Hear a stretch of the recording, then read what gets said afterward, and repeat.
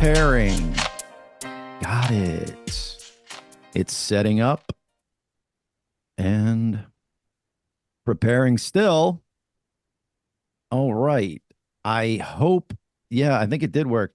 If you go to check us on on Instagram, it definitely cuts off half of our body. We got to figure out how, or I got to figure out how not to do that. But Yeah, what's up with that? It's fucking weird.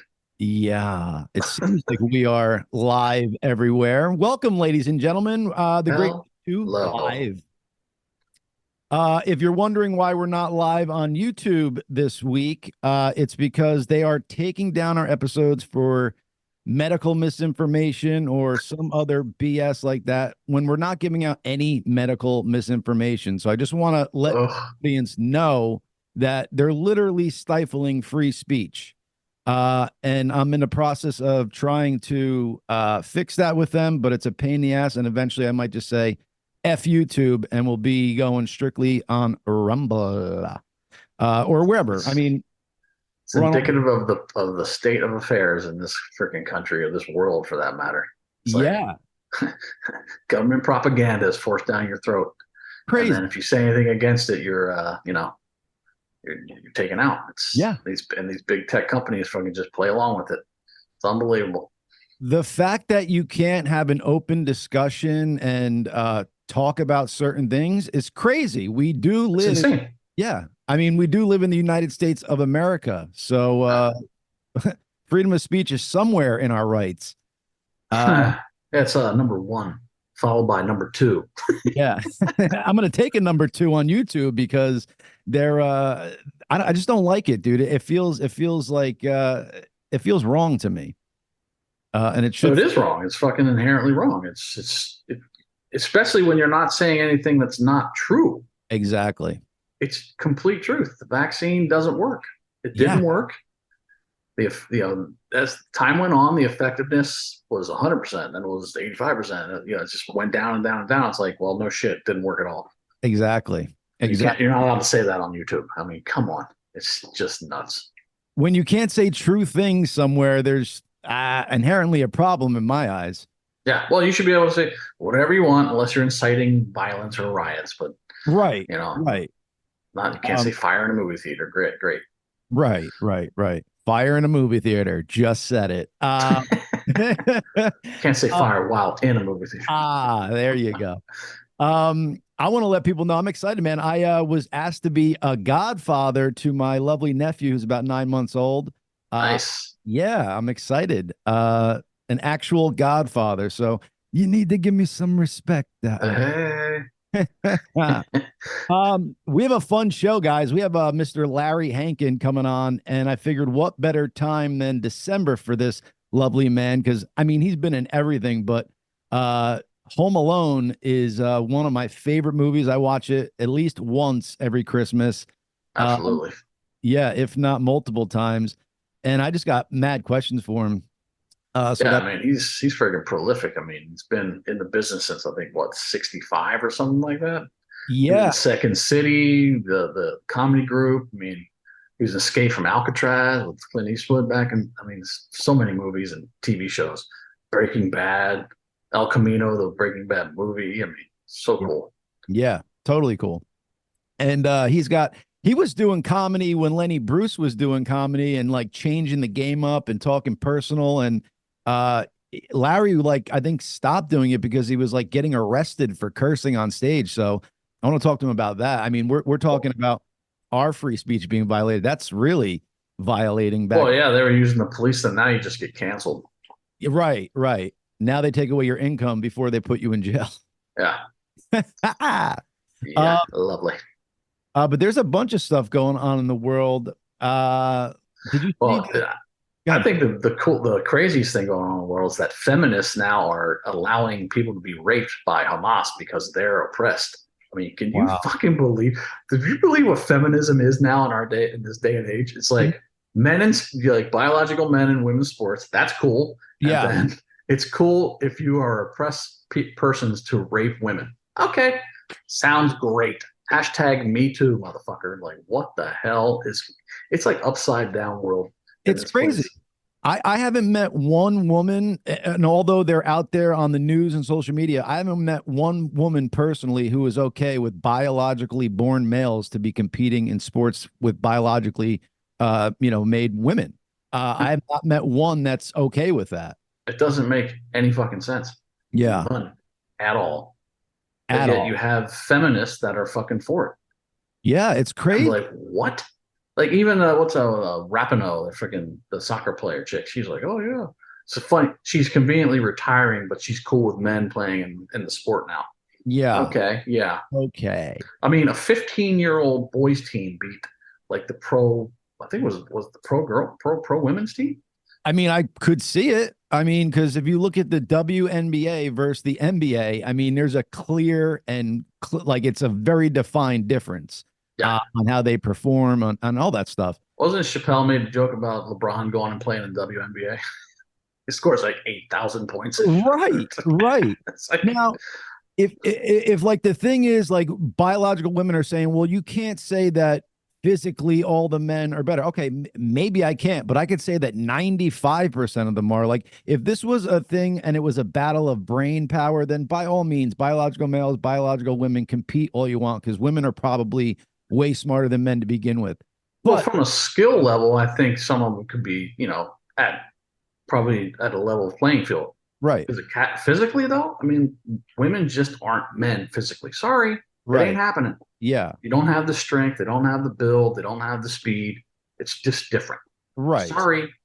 Like if you look at the fastest woman in the world compared to the fastest male, I would think there's like seconds between and like a bunch of them. It's not just like Yeah, you know. it's the Any whole reason we have women's sports. right, right. Yo, Chad, did you see the beam? You remember that old school picture from like the 20s or 30s or 40s or 50s where the guys are just on a beam, like making maybe even the Empire State Building, I'm not sure, but they're eating their lunch just on a beam like a Oh yeah, thousand. that is the Empire State Building being constructed in New York. Yes, yeah. So What about Rockefeller it? Center now, just you go up to the top of the rock and you sit on this beam and it goes up on a platform and then spins around so you can recreate that scene, but you're overlooking New York like crazy. You're not strapped in, you're just sitting on the beam. But if you fall like 5 feet onto the roof, but it's still creepy. You got to check it out. But you can fall. Yeah, I mean, you're not strapped in from what I see. That's not gonna last long. So some fucking jackass gets on there and falls off. That's crazy though. It's crazy, man. Wow. They I'm have huge liability for that. Yes. So here, Bobby's pulled it up actually. Bob, is this the is there a video of it? If you go to Google or whatever you use and just type in the beam at Rockefeller Center, it's crazy, dude. I'm watching it happen. Yeah, the beam, Rockefeller. Just try that feller ER. You're thinking of Rockefellers and he's there we go. And then yeah, so look at this, dude. I It's mean, that's cool. That's it is very really cool. cool. It's an You gotta iconic photo. you gotta have balls to do it though. Yeah. Yeah, man. Uh Loading. Loading. loading. We always have I gotta figure out something to fix this because constantly I'm gonna wait for Bob. I'm gonna take that down and wait for Bobby to get it up on his own and he can bring it. We do see you waiting there, Larry. I'm gonna bring you in a couple minutes. And I just wanted to ask Chad about this. Did you see that Russia basically 30,000 prisoners it let out to fight in a war and gave them like 6 months worth of fighting, and then if they made it, they're just free. Oh And shit. yeah, so some most of them died, a lot died, but some are made their 6 months and they're getting out now and going right back to raping, killing, burning, all that stuff. Yeah, so Chad, if you look at the photo to the right, Yeah. this is on the roof of the top of the rock, and it literally like I guess like air pressure or something pushes the beam up and then it spins around so you could overlook the whole Hmm. city. It's crazy cool. That is wild. So I've not heard about this. we might have to do a podcast from there. It's coming up soon. There you go. The Fred, that'd be great. A little publicity stunt. The first podcast done from the beam. We'll have to wear wireless mics and all that jazz. Hey, hey. Hey. And then they'd be like, this is they'll put a fact checker on it and say this is Oh yeah. fake. Oh yeah. And did you see that there could be a possible earlier version of the Mona Lisa? Has anybody seen that? I've not seen Anybody? this either. Wow. Yeah. So Really? it's like very supposedly it was made by Leonardo da Vinci in 1503, and I think the other one was completed like 16, 15, 16, 15, 17, somewhere around there. But Wow. they're saying like I don't know because the face they're saying this is Mona Lisa whatever who was younger at the time, but they're saying like the way it's painted it doesn't have like Leo's face structure and stuff because he was real in Hmm. anatomy, you know. Yes, right. Um, Interesting. but it's cool. Yeah, look it up. I mean, the background is very rudimentary. She looks, uh, not as cool. But hey, if it Where do is, they find this?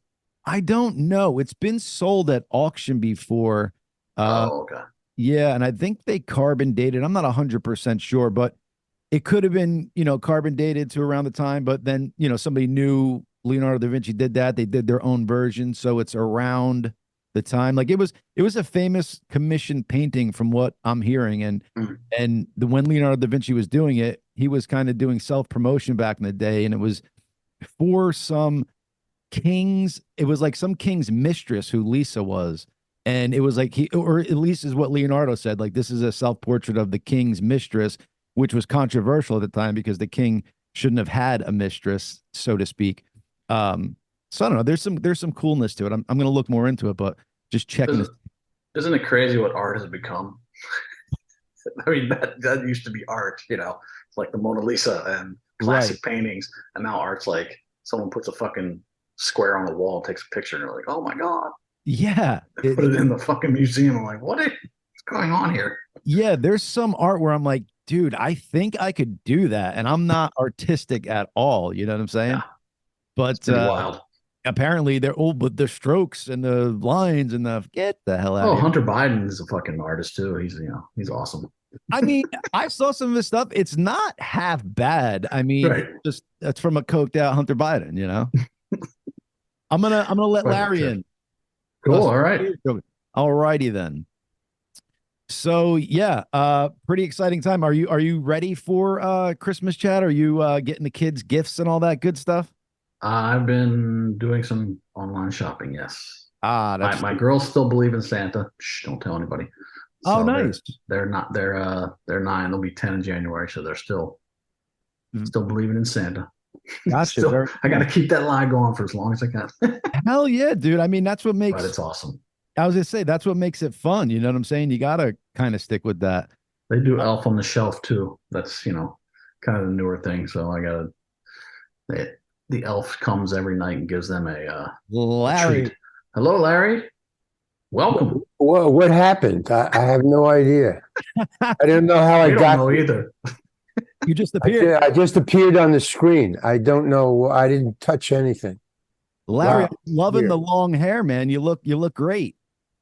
Oh, well, thank you very much. I like your hair is kind of cool, actually. Chad's I, a rock star, so he's got the cool hair. Yeah. Well, okay, Chad. Yeah, right. yes, sir. Okay, Well, wait a thank minute. you. Hey, I don't know how to. I don't know. Okay, well, I got like a million videos on the screen right now. Okay, fine. I can handle it. All right. Fine. we were Like a just house of speaking about mirrors. yeah, totally. We were just speaking about artists, Larry, and you actually do some really cool art. I see some in the background, but you have Yeah, there and there. Cool. yeah. I mean, he does some cool stuff, man. If you get close to it, or and if you go to what is it? Your website is Larry Hankin. Doc, I never. It's the art is yeah, Larry Hankin. No, the real LarryHankin.com. Yes, And if and you go to the real LarryHankin.com, yeah, that's all the art is on there. It's about 40 of them, I guess. I don't know. Oh, Let very me cool. just aim this thing better. This is perfect. weird. Well, we're weird, so it works. Uh, Okay, I guess. Larry, I got a question for you. Yeah. So it's kind of twofold. When you were filming Home Alone, did you Yeah. any inkling that this was going to be as huge as it became? No, I write about it in the book. I don't, you know that guy? I don't know if you know. I have a book out called That Guy, and it's about all that stuff and Home Alone. Um, no, I didn't even want to do it. I mean, I turned it down several times because it's just a small little role. You know, I mean, Right. I they just, and I didn't even know what the role was. They just said it was 3 lines. That's all. Ah, They just said, "Well, we want." It's a long story, which is in the book, but they wanted me in because they thought the movie was cursed. This is true. They thought the movie was cursed because nothing was working, and they No had, way. and I had was up for one of the lead roles, and I didn't get it. So they thought the way they handled me in auditioning and turning me down and stuff, they thought that that was kind of bad form. yeah. It was uncool, but they took it to heart and they uh, pleaded with me and negotiated with me because I didn't want to do it. I got angry. Ah, I finally did it. So no, we had no idea that it would be as big as it. I had no idea. I mean, all I was thinking was, I don't want to do this. You know, why are they bothering me? right. And it turned out they were bothering me because they thought that the way they handled me in the audition process was a bad omen, and they were trying to get rid of the curse of them handling me wrong. Ah, They thought if they get me back in the movie, hire me, right. the curse would be lifted, which was ridiculous. I never heard of anything like that. These are grown men, and they're talking about, you know, like, That's freaking wild. you know, producers. So I finally, you know, they offered me so much money that I go, well, Hey, now. okay, fine, you That know, always if helps. you want me, I'll do it. Yeah. But it was, you know, a very small role, and so I just, you know, I flew in. I mean, it took me, well, it took me a little while to do because they thought because the curse was happening while I was there when they hired me to get rid of the curse because they, you know, screwed around with me. Right.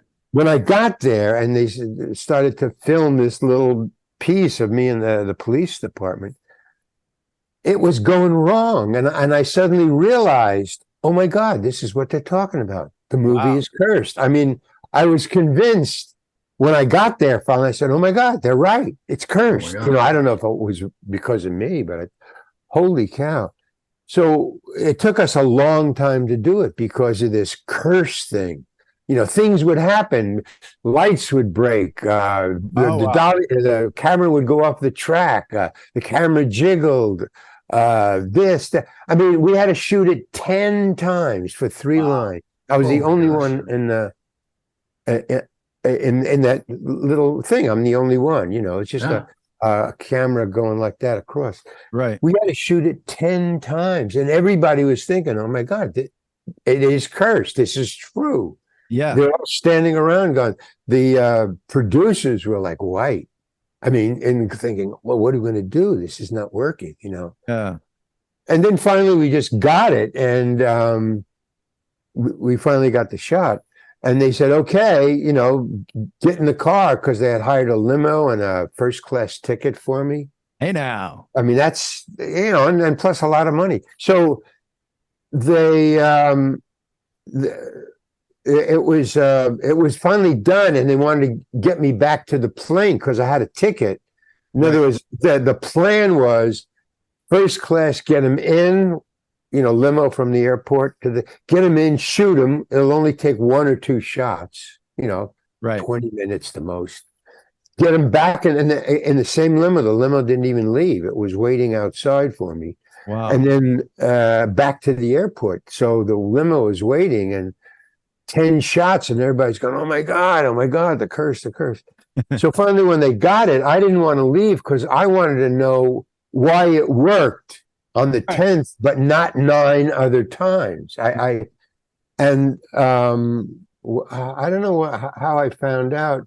Oh, well, no, they were just mistakes. It just was a coincidence that it took 9 shots. I mean, Right. that's what happened. But I demand they wanted, because they were paying me so much money, and Yeah. all this first class flight and a limo and everything.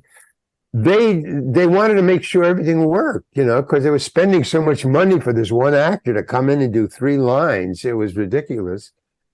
So they kept on checking, and I said, because they were paying me so much money, they asked me, "Do you want anything? Is there anything you require?"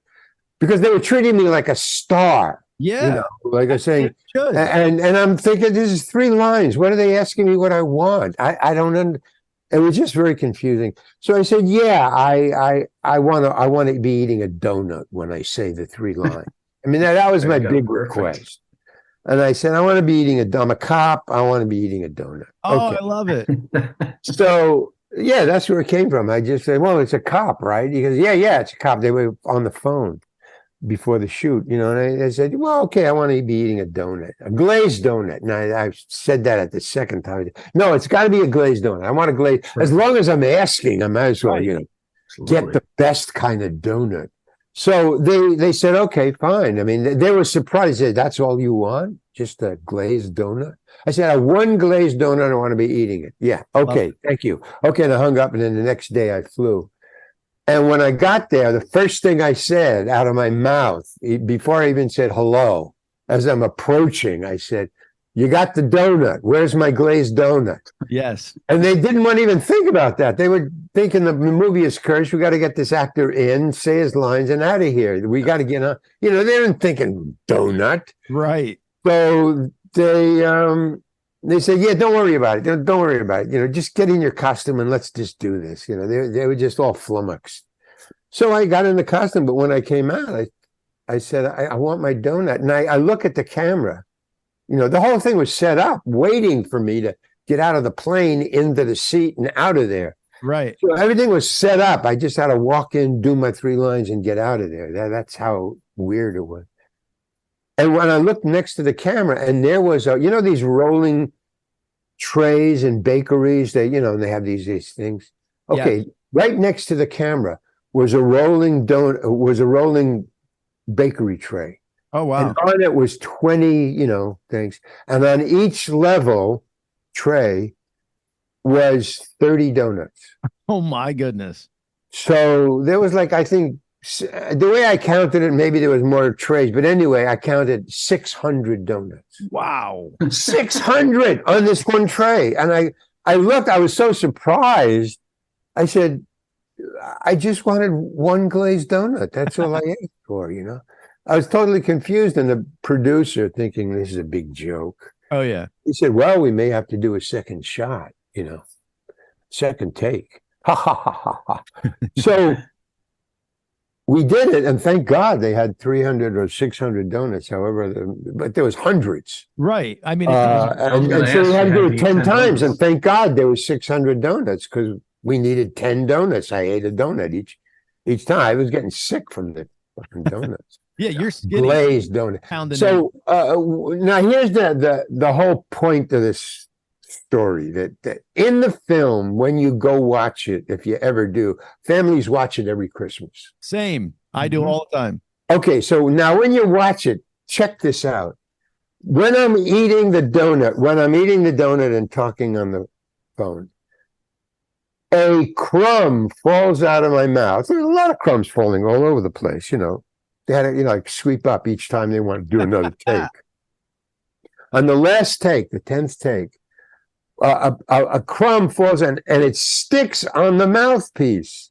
Yes. Now, every kid in the world just comes up to me and says, "How did you do the crumb?" They don't care about me or the movie. They just want to know, "How did you do the crumb? How did you do the crumb?" Yeah. And they go, was it a wire? Was it CGA? Was it a green screen? How did you do that? Was there somebody working the crumb? No. And I wouldn't leave, after they got it. Nobody even saw the crumb during the take. It's Right. after, when the film came out and all these kids saw it, they came up to me, and everybody said, "How did you do the crumb?" Yeah. When somebody said, they said, yeah, we got it. And I said, well, wait a minute. Everybody laughed on that 10th take. You know, when the director said cut, everybody Right. laughed. But nobody laughed the other 9 times when he said cut. You know, we got to do it again. So I was saying, why did everybody laugh on the 10th take? And they said, it doesn't really matter, Larry. We got it. It's good. We got it. And everybody had seen the crumb, and that's why they left. And they wanted to keep that. That was like, you know, capturing lightning in a bottle.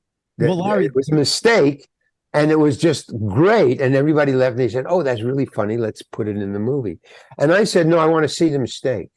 And they said, no, don't worry about it. Just get in the car. You got plane tickets. We got to get you out of here. Because part of the contract was I had to sleep in my own bed the same day. That was so they wanted to get me out of there. I could complain. There's no get in a limo, get him to the airport. No, and I said, no, I'm not going until I figure this out. So I went to the bakery tray, which, you know, still had some donuts left. And I checked, and I said, one of the things was the light broke on the 9th take. A light exploded right above because it was a sound stage, but it was very hot. So we all figured, oh, it's so hot, the light, but it was part of the curse, you know. We had to do it again. Right. It was in the middle of the take. So I went over to the bakery tray and I looked, and I saw the heat was so hot in this soundstage that the glaze on all the donuts were melting. It got soft. So when the donut I was eating, it was a part of the glaze and the donut that fell, and the glaze acted like glue. So it just stuck there. And the whole point was that the glue was just enough to keep it there, but not enough to keep it still. And it was on the side. Yeah. So, you know, the microphone is here. It didn't land here. It landed here. So this crumb just very slowly, hypnotically, was rolling, attached by the glaze, just rolling down the side, and it wouldn't drop. And, you know, all logic said gravity's got to make it drop, all the other crumb, but it didn't. So it was like hypnotic. That's what the kids were watching. You know, so I figured out, oh, it's the glaze. It's melted. So that's what, and I said, okay, put me in a limo. So they flew me home, and I slept in my own bed. But yeah, I explained it in the movie a little more concisely, but I mean in the book more concisely. Larry, but yeah, so can I just add one more thing? Please, yes. And the one thing is, it's Christmas. It's coming up for Christmas, you know, coming up 20 more days or whatever. And the book, not that one particular chapter, but the entire book would be a great Christmas present. That's all I'm saying. Yes, I agree. Great Christmas present.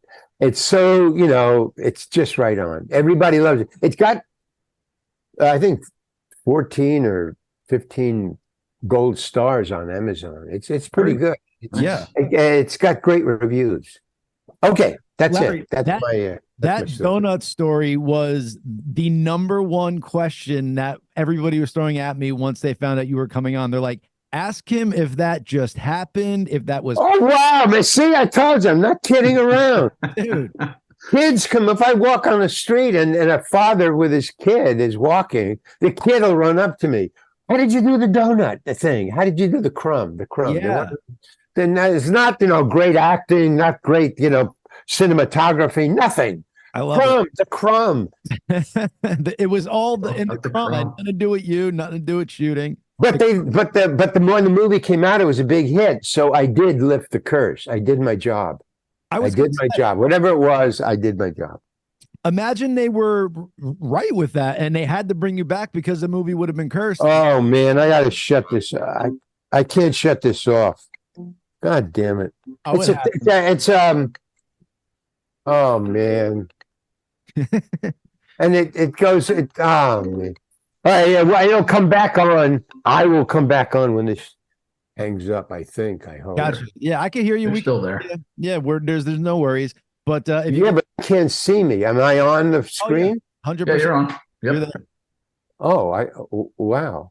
Maybe you can't see you. If the phone call pulled up on your computer, it might have pulled away from Zoom. You might just have to click on Zoom to see. Well, I'm on Zoom. Let's see.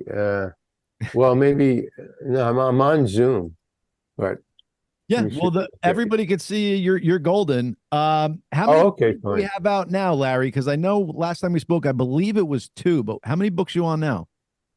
I got three. I'm writing. I'm just finished my third book. I'm just finishing it right now. I'm on to the. I'm just polishing the last 10 pages, so it ends really cool. Nice. That's a memoir. The Home Alone stuff called That Guy. It's called That Guy. It's on Amazon. It's a great Christmas. title. Recommend. But that's a memoir. That's a reality. It's real. In other words, it's a nonfiction book. But this one I just finished, which is called Barnum's Journal, that's a fiction. I made it up. I've never seen this, so I thought I would write it because I've never seen it. It's nonfiction is a very small sales, book sales. Right. No, but not many people buy nonfiction books. The mass market is fiction. Right. And 80% of that mass market is women. Really strange, but it's true. So women buy 80% of the books out there. So I thought my third book would be a nonfiction book. So what I did was I made up a memoir. I made up a character like an actor, and then I gave him a life, and then I wrote his life. And it's a fiction nonfiction book. So I thought, I've never seen one. I've never seen a nonfiction memoir, but I think there must be some out there. Anyway, so that's coming out. That'll take a couple of months to come out. Cool. So That Guy is the one to get for Christmas. Now, we spoke last time. Are you going to read the audio version of the audiobook? Because I'm thinking about it. If I can get this Christmas pitch out, if I can get enough, because my publisher won't pay for the reading of the book. Oh. But it turns out that if the author of the book, any book, if the author of the book does the reading and the buyer of the book knows that it's read by the author, then it'll sell way more than if just they hire a professional reader to read it. Absolutely. So I'm going to read it, but it costs money. Right. So I'm going to have to see how this Christmas move does, and that'll give me enough money to do the. So Larry, what other role were you up for in Home Alone that they didn't give you? Daniel Stern's role. Oh, really? Okay. So when I didn't get it, that role. Yeah. And I mean, you get roles and you don't get roles. You just go in, you do it, and either you get it or not. I don't dwell on it. You just dump it and go on to the next job. So when I didn't get it, I just okay, fine. But then they called me, a couple of weeks later, 3 weeks later, and said, "Hey, man, the movie is cursed. Daniel Stern is going to quit. Wow. If he doesn't get more money, as much money as Joe Pesci." Oh, God. Daniel Stern was trying to act like a star. I want more money. Yeah. So they said, we're going to fire him. He's not worth what Joe Pesci gets. So we're going to get Larry Hankin. Now, and they told Daniel Stern that. They said, well, we have Larry is our next. If you quit, we'll let you quit. Right. For the money. And we're going to get Larry. So they told him that, and so he didn't quit. He said, well, because they not because of me, it's because they were going to replace him. In other words, his trick didn't work, his bluff didn't work. So he just said, no, okay, I'll work for the. So when they called me and they said, we're going to give you 3 lines because we want you in because how we handled you with the Daniel Stern thing, they said, I was insulted because, and I told them this. I said, you're asking me to be back in the movie, and the only available part is a cop to say 3 lines after I was going to co-star with Joe Pesci, according to you. Yeah. I said, no, that's ridiculous. 3 lines after being a co-star? No, I thought, these guys, what are they doing? They're trying to, prank me or something. So that's Mm, why I kept on turning it down. Because wow. I was, I thought, hey man, I was going to be co-star with Joe Pesci and three line. No. So, I just playing games with them because I figured, well, what am I going to get? $200, $100, whatever they pay for three lines. I don't know. That's like Right. almost the. So that's why I kept. And then finally, when they hit me with the first class and the limos and the thousands of dollars they were going to pay me, I go, That's well, okay. What a So, great story. And to be honest, because when Daniel Stern in that role, you're like, oh, that's a perfect role for him. But then you think Larry Hankin in that role. I would have killed. Yeah, But I would have killed in every job I didn't get. That's like if I got 100, I think I found out from podcasters like you, because they do research. So sure. they told me, several have told me that I've had 203 jobs. Wow. Movies, television. I have 203. But that means that I've auditioned 5 times more than that, because my average is like I get 1 out of 5. Yeah. Generally, it's 1 out of 7, something like that. 1 out of 5, 1 out of 7, 1 out of 10 that you get. So that means that 5 times 200 is what I didn't get. Right. So it makes you. It calms you down. You don't think you're that big a deal. I find it fascinating because everything I've seen you in, and I'm not saying this because you're on the show, I'm being honest, you actually add to it. Every scene that you're in, whether it's a small role or a big role, you bring a lot to the table and really amp up what's going on. So for casting directors to kind of see that in your tenure doing, auditioning and stuff, and to not have you in it, it just blows my mind. That's people are that. Well, that was the only part they had left because they were 3 weeks into the movie, and they told me. I mean, because I asked a lot of questions about the whole thing. They were into the movie for 3 weeks, and the reason that they called me was after 3 weeks of shooting, Yeah. or 3 days, or they were into it. They were shooting it. After the amount of days that they were shooting, nothing was working according to them, according to the producers. They said nothing was going right. And then they came to the conclusion, the movie is cursed because we dissed Larry Hankin. Wow. For some reason, that became the thing, Larry. Not the other people that they didn't hire.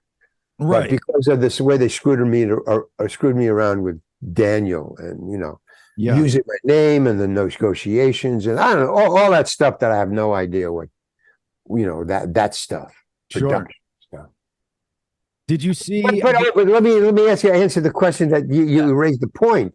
The point is that people have told me that if you look at my 200 roles, I'm not on screen for a long time, and that's on purpose. I do that. I turn down very big roles. I turn it down, not because I don't want the money. It's because I have very serious ADHD and dyslexia. So it takes me a very long time to memorize lines. So if I see that the amount of time it would take me to learn the lines is more than the ramp up time to get to actually the shoot. Right. Because there is a negotiation thing with me and my old agents that said that, you can phone in if you're a big star, not me, but a big star.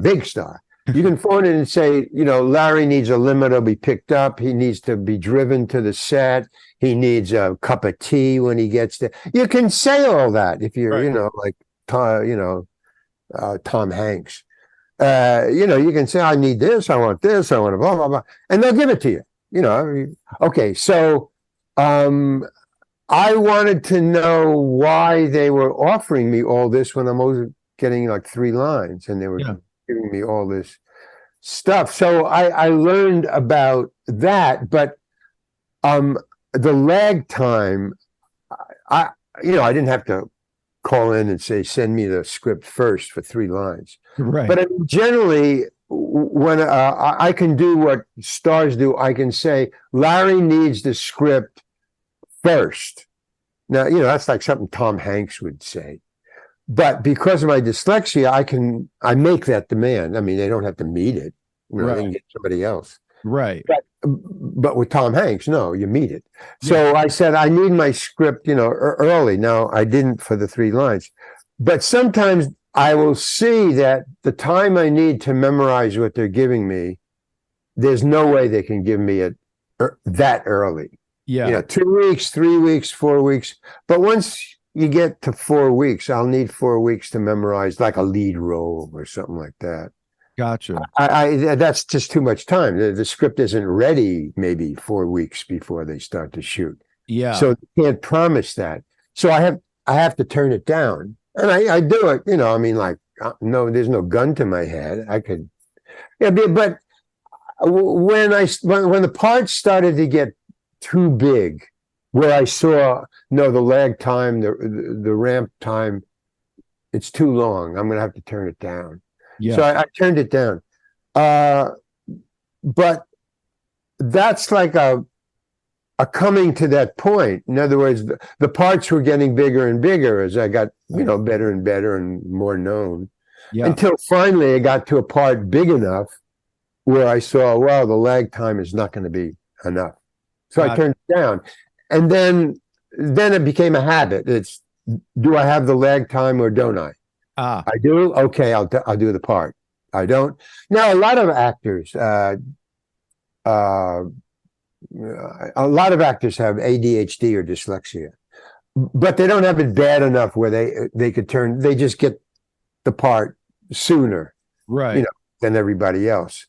But they don't have it bad enough, dyslexia, that they can't meet, you know, the lag time. Almost, yeah. But I'm really, I got it bad. But I mean, there's workarounds. I've never been fired, but I saw in Breaking Bad when I did the movie. Yeah. I saw that I had to walk around the car. And I thought I didn't need the lag time. So I didn't tell him anything. I just got it when everybody else got my part. And it was just a walk around. But it was right on the cusp of, can I memorize it in time or not?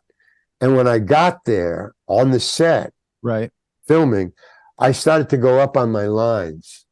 And Vince Gilligan sensed that something was wrong. He's not, you know, my memory was going there. Right. So he said, okay, let's just take 10 minutes, Larry, you know, just step aside, get your lines down right, which I did. And he goes, okay, you got it? I go, yeah.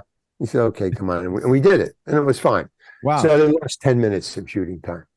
But it was a signal to me that, okay, this is the length of this. I see where I have to start turning down roles if I can. So that was and so I just decided to get out. Yeah. You know, I just, so I stopped. Well, I didn't retire. I just got out for about, I think that was in 2012 or 2013, I think. I don't know, 2012. So I just stepped aside and I told my agents, I'm going to take some time off, a couple of years. No more auditions during that time is what you're saying? No, nothing. I just like hands off, I'm out.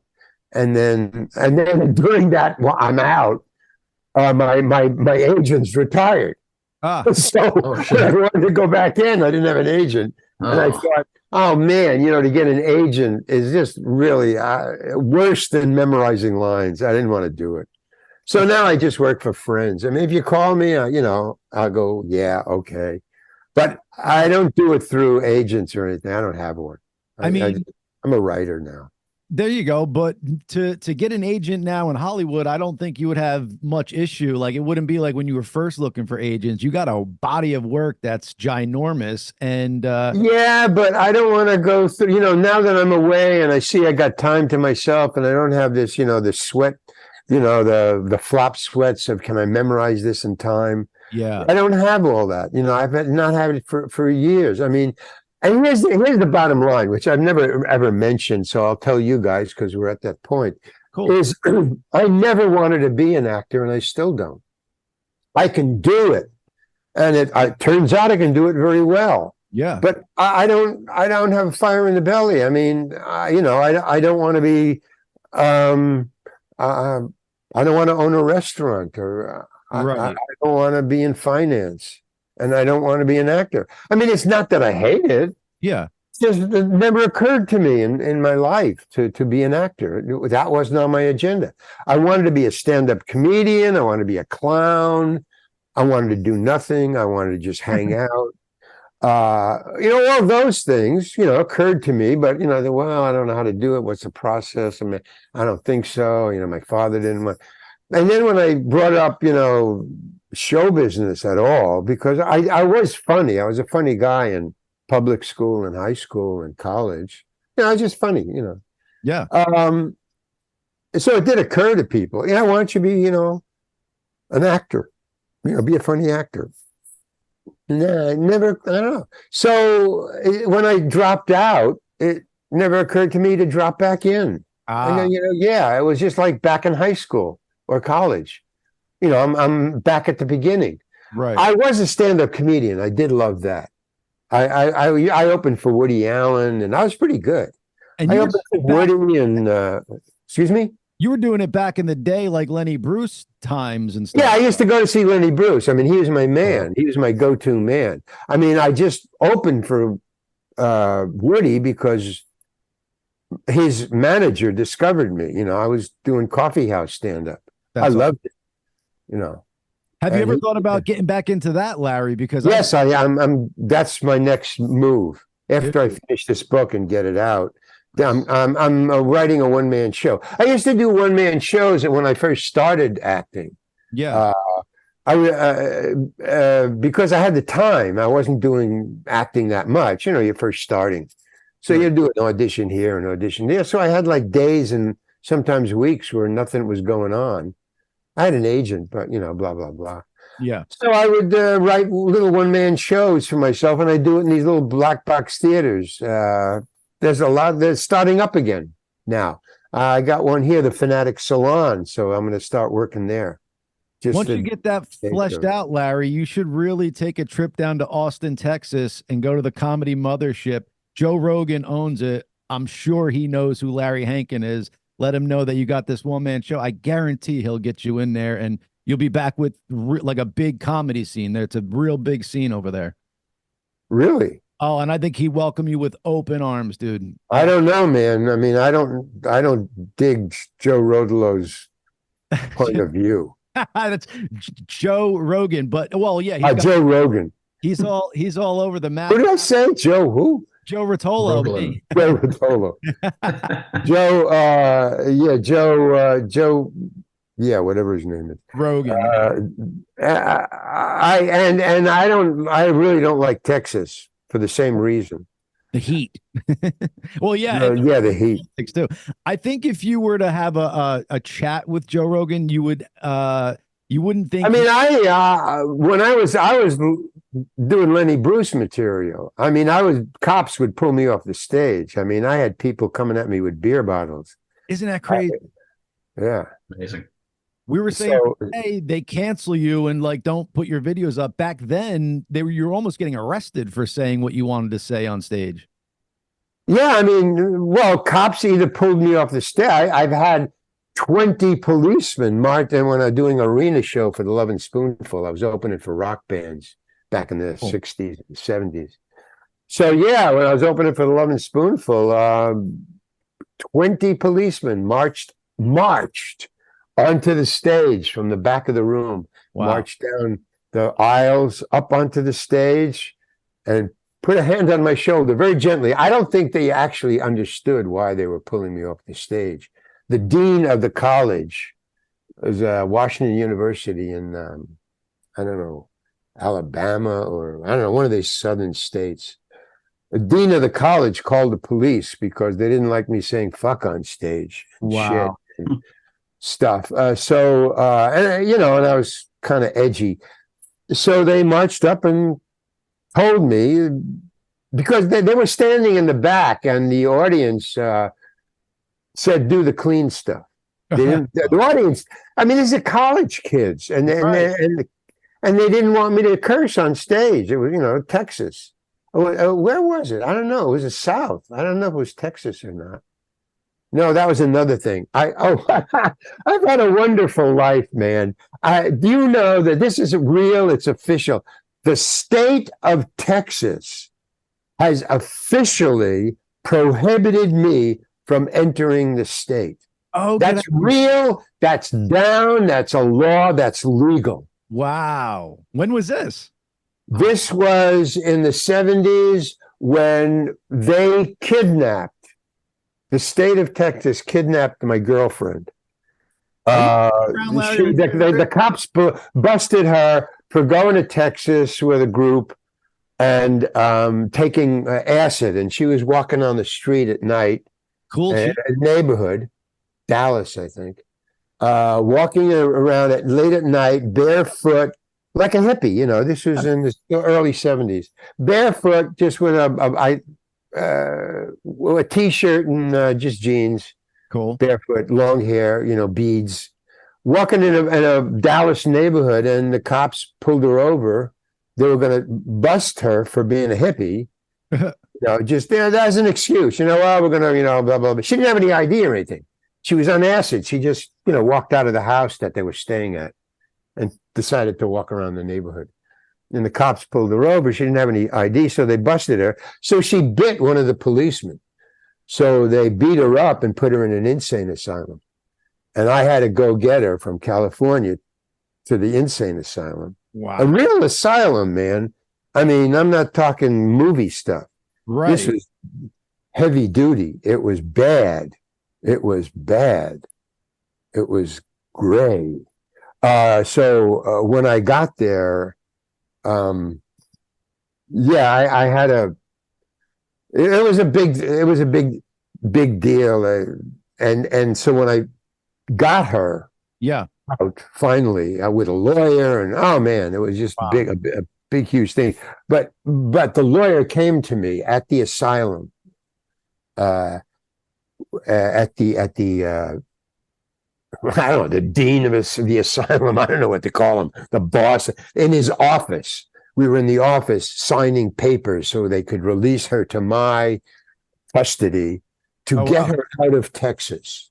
They said, we will release her to your custody, Mr. Hankin, if you promise to get her out within 24 hours. If either of you, and this was the lawyer now reading this to me, it was a document saying, I had to get her out of the state of Texas within 24 hours.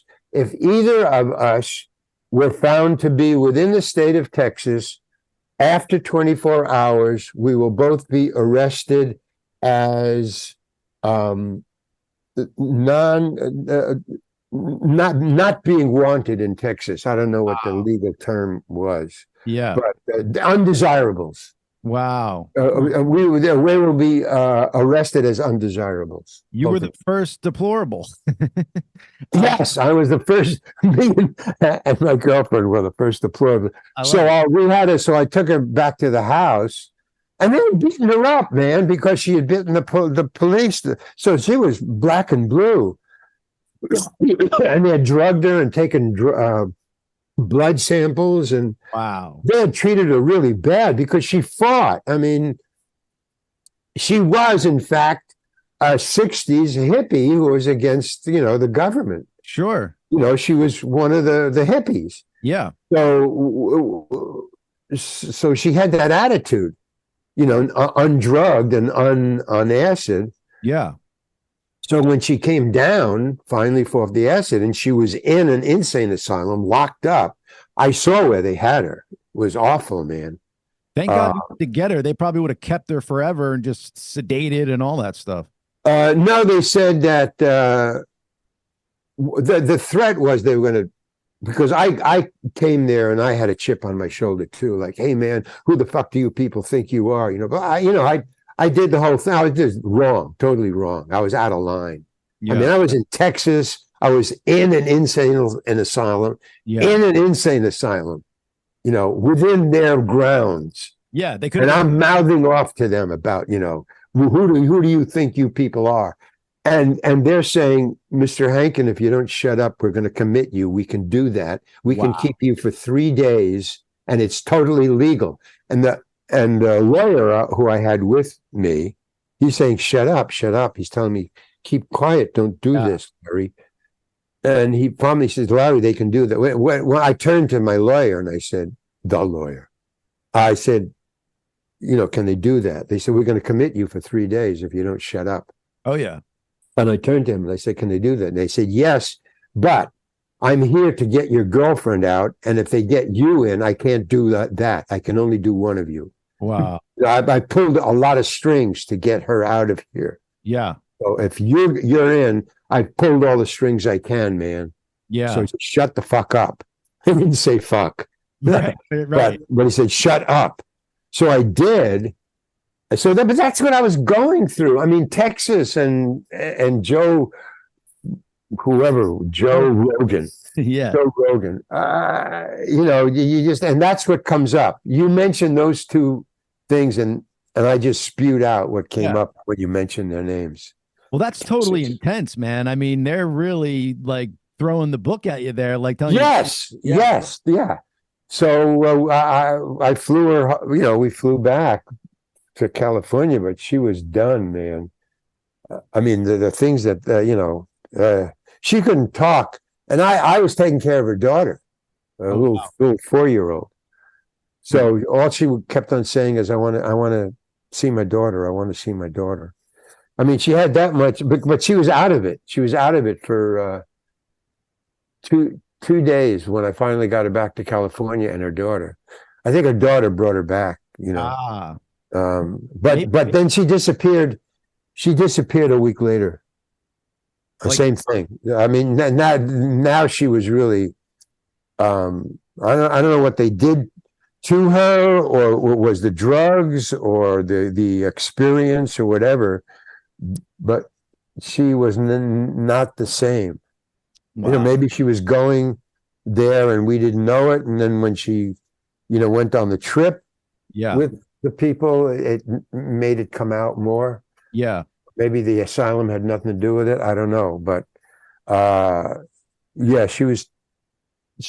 parents had to come and get her. It's just the timing is suspect because she was in the insane asylum. But you made a good point with that. Some psychedelics, some people are not meant to do. Maybe it does break them in a way that isn't.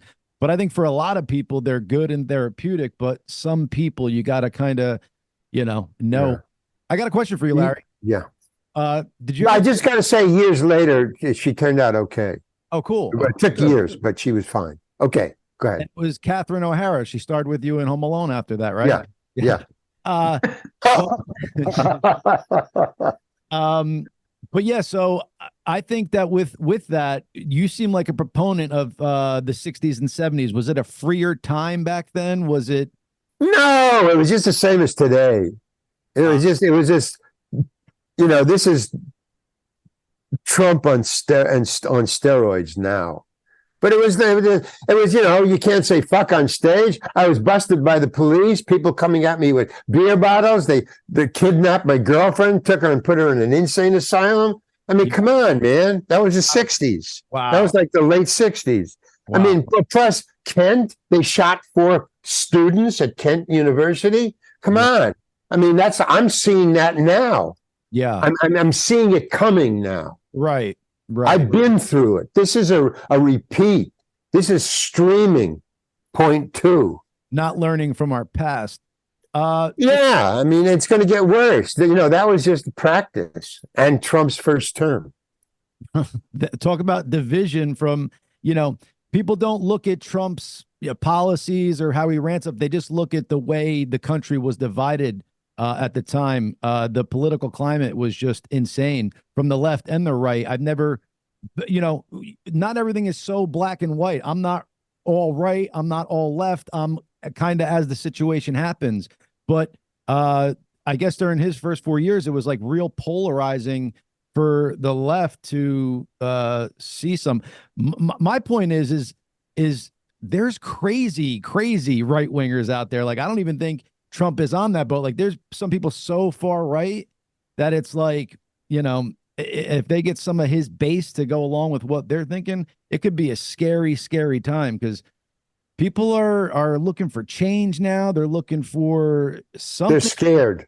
Yeah. They're not looking for anything. They're scared. They're looking for surcease. They're scared. People are scared. I was talking to a group of right-wingers yesterday, and I just had a laugh, man. You can't talk to them. You can't, you know, I mean, another guy, but it's the same on our side. Right. I was sitting at an outdoor restaurant. There was three of them, three Trumpers. Yeah. And we I guess talking very loud. It was me against the three, but I was just laughing because they were so entrenched that I saw there was nothing I could say. So I stopped. I mean, there's no argument that I could put out because they just poo-poo any argument. They poo-poo the truth. In other words, if you're telling them the truth, then that to them is hearsay. Yeah. Truth is hearsay. So I saw another guy about 4 tables away looking at me and saying, you know, and laughing and giving me the okay sign, like, you're right, I'm with you. And then he started to get up and come over to me to help defend me against these 3 guys. Right. But I didn't want to be defended. I wasn't trying to defend myself. I was instigating them to see where their heads were at. Sure. I wasn't defending my side. I was just saying, you know, well, tell me more about, you know. And so when he came over, he started to defend with me. And I said, get out of here, man. You don't have no idea what you're talking about. Right. And he was on my side. Yeah. I was telling him he had no idea what I was doing or what was going on. He was just being, you know, like, I don't know what it's called. You were on the left, and he was like, let me come to his rescue. Yeah, but he wasn't coming to my rescue. He was just reacting. Right. He was reacting, not thinking. Larry, here's the one thing I want to say. I think that we are so polarized, left and right. It's just crazy. I feel there's so many more of us that are in the middle. And if we had these types of conversations, these long form conversations, a lot more stuff could be discussed. A lot more stuff could be exposed. Yeah. I think we would realize we're all very, very similar, but these politics got us thinking like we're so divided, and really we should just be talking about everything is politics now. Yeah. Everything. It sure is. I mean, glazed donuts. I could, you know, I could go back to that time and do it all over again, but now bring Trump into it. And I could do it. You know, what do you mean there's 300 donuts? You know, that's a waste of money. Like, you know, blah, blah, blah, government, boom, boom, you know. Was President Kennedy hated as much as President Trump? Do you remember It that? had nothing to do with anything. You know, this has nothing to do with Trump. It's just people are scared. People were scared then. People are scared now. It has nothing to do with person. It has nothing to do with reality. Kennedy, Trump, Biden, politics, war, peace, land, Mercury, you know, forests, global warming. It's just people are scared. You can hop on any train, right, and you can argue it. It's just people are scared and they don't know what to talk about or how to defend it because it's in the air. Right. You know, it's just it's just a weird time that we're going to have to either get through or not.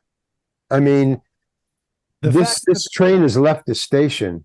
Wherever we're going, it's going there, and there's no stopping it. We'll either stop it because it's in the cards already, or we won't stop it because it's in the cards already. Right. But these arguments are stupid, man. Yeah. I mean, I call them ape rants. You know, you see these anthropological, you know, what was it like in caveman times and Homo erectus and Cro-Magnon. You said Homo and erectus. I love it. Yeah, Homo erectus. Yeah, that's us. No, we're Homo sapiens. Yeah. Oh, but yeah. But back then, that's what my book is about. It's about homelessness.